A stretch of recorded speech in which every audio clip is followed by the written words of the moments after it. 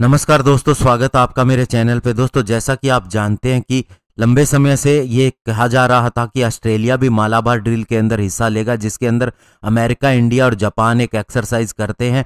तो ऐसे में दोस्तों, अब इंडिया ने ऑस्ट्रेलिया को फॉर्मली इनविटेशन दे दिया है इसमें हिस्सा लेने के लिए, और अब ये चारों चाइना को चैलेंज कर सकते हैं। ऐसे में दोस्तों, ऑस्ट्रेलिया ने क्या कहा है इसका इन्विटेशन मिलने के बाद, आज इसी के ऊपर बात करेंगे।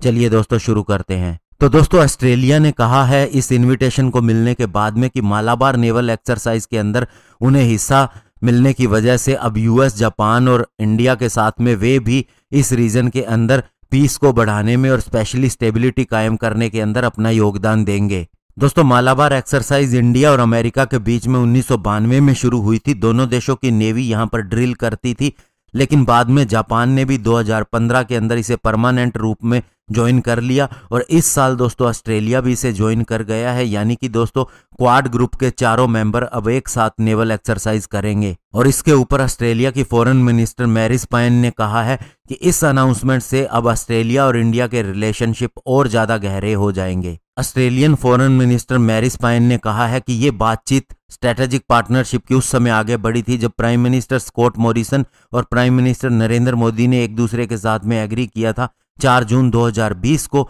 और अब मैं टोक्यो के अंदर अपने counter part Indian external affair minister S Jaishankar के साथ में भी इसके ऊपर आगे बात करूंगी। और दोस्तों, आपको बता दें कि जून मंथ के अंदर हमारे दोनों देशों के प्राइम मिनिस्टर के बीच में एक वर्चुअल समिट हुई थी, जिसके अंदर म्यूचुअल लॉजिस्टिक सपोर्ट एग्रीमेंट यानी एमएलएसए के ऊपर साइन किए गए थे, जिससे दोस्तों दोनों देशों की मिलिट्री को एक दूसरे के बेसिस इस्तेमाल करने का मौका मिलता है, और साथ ही जॉइंट एक्सरसाइज भी ज़्यादा कॉम्प्लेक्स हो जाती है, और साथ ही दोनों देशों के बीच में इंटरऑपरेबिलिटी भी बढ़ जाती है। ऑस्ट्रेलियन स्टेटमेंट में यह भी कहा गया है कि इस साल की एक्सरसाइज चारों की रीजनल डिफेंस पार्टनर को साथ में लाएगी, और साथ ही उनकी डिफेंस मिनिस्टर लिंडा रिनोल्ड ने भी कहा है कि मालाबार 2020 इंडियन डिफेंस फोर्सेस के लिए एक माइलस्टोन अपॉर्चुनिटी के रूप में मार्क किया जाएगा। साथ ही उन्होंने कहा कि मालाबार एक्सरसाइज से इन चारों डेमोक्रेसीज का एक डीपली ट्रस्ट बीच में क्रिएट करता है, और साथ ही इससे हमारे कॉमन सिक्योरिटी इंटरेस्ट का एक ही गोल होगा। और दोस्तों, आपको बता दें, लास्ट टाइम 2007 के अंदर ऑस्ट्रेलिया ने इस मालाबार एक्सरसाइज के अंदर